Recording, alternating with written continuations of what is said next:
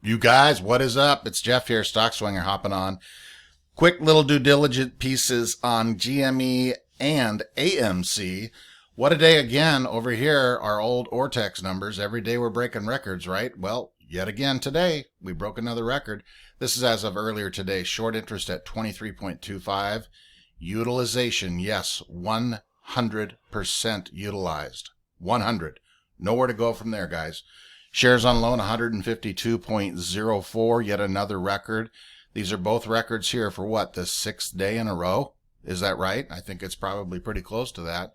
Over here, this I found very interesting as well. This here, the last time, let's pull this up here. GME closed at 0.01 from previous day's close.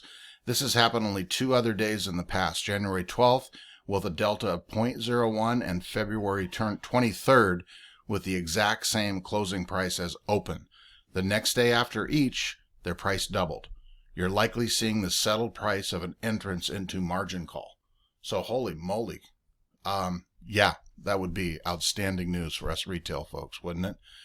Then over here to this here, let's talk just a little bit of AMC, our boy Josh on Twitter.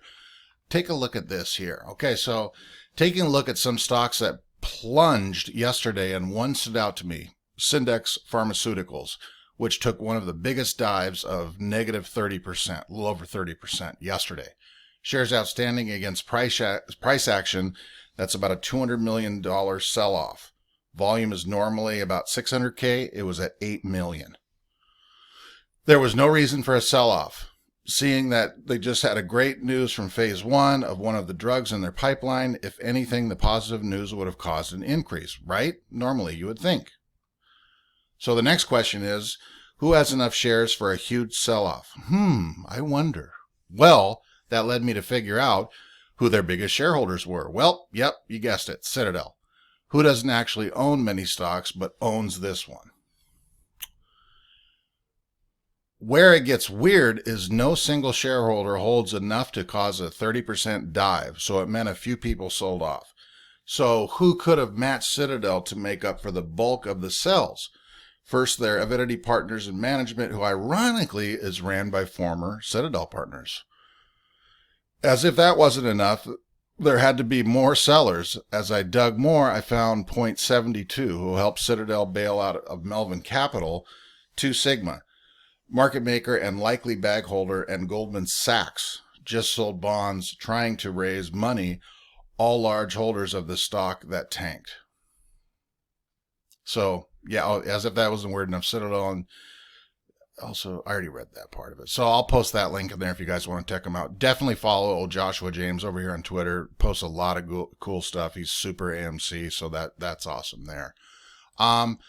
This here, AMC 100K fact check. Now, I want to post that, and I'm not going to bore you guys and read this one either, but I'm going to definitely post this in here. This kind of touched up on what I was talking about yesterday with the 100K ceiling or $1 million ceiling or whatever, but let's just briefly touch on this here. This was posted on Reddit. Really good piece here. Number one, yes, they can afford it. Forced liquidations and DTCC insured $67 trillion. No, the economy won't crash. New DTCC rules protect good players, and feds will print cash. Nothing new. Yes, they will buy at ridiculous prices. Algos will do all the buying, and all the shares must be covered ASAP. More widespread damage to drag it on. No, it won't cause hyperinflation. Fed only pays a portion. Again, nothing new. Plus US dollars, world reserve currency. Yes, a stock with just 10% short interest. CRV started at $300, goes up to 30 grand. We touched on that yesterday. If you haven't seen that video, you guys go check that out too. That was pretty madness. That was just last, oh no, that was the older one. This was the one in 2008. But we did post that other one yesterday from last summer. That was pretty wacky too. No, nothing can stop us but ourselves. We own the float. Plus, have you seen the short borrow fee rate? Yes, we have. Again, that guy's moon today. I'm sure you guys are well aware of that. We'll show that in a second. Yes, you will be immensely wealthy while bringing justice upon some nasty villains in our financial system.